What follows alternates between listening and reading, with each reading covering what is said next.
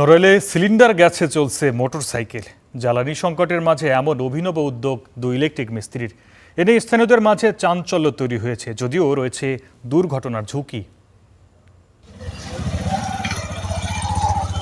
পেছনে বাঁধা সিলিন্ডার, ছুটছে মোটরসাইকেল।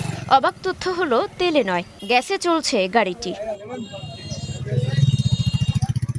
নড়াইলের লোহাগড়ার রাধানগর বাজারে দুই ইলেকট্রিক মিস্ত্রি সোহেল শেখ ও জীবন শেখ, তারাই এমন অভিনব কায়দায় চালাচ্ছেন নিজেদের ব্যবহৃত মোটরসাইকেল। দুই মিস্ত্রি জানালেন, দেশ জুড়ে তেলের জন্য হাহাকার, পাম্পেও দীর্ঘ লাইন, ভোগান্তি। তাই নিজেদের অভিজ্ঞতাকে কাজে লাগিয়েছেন।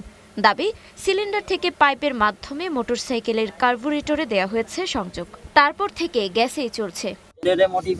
তারপর গ্যাসের লাইন করা, এতে কোনো ঝুঁকি নাই। যে আমি আরো এক সপ্তাহ ধরে আজকে যে গাড়ি চালাচ্ছি, কোনো সমস্যা আমি পাই নাই। যে আমি আজকে যে গ্যাসেই সাশ্রয়ী আছি।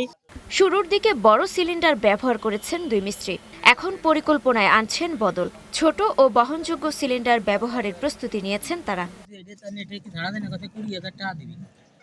এভাবে মোটরসাইকেল চালানোতে দুর্ঘটনার ঝুঁকি রয়েছে কিনা সেই ব্যাখ্যাও দিয়েছেন মিস্ত্রিরা। অবশ্য জ্বালানি সংকটের মধ্যেই এমন ব্যতিক্রমী উদ্যোগ এলাকায়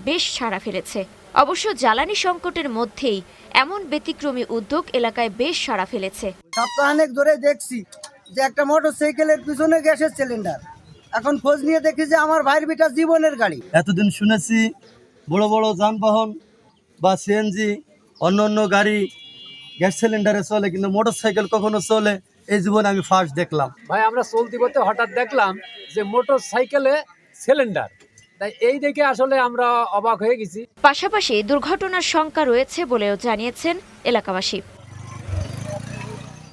ডেস্ক রিপোর্ট, স্টার নিউজ।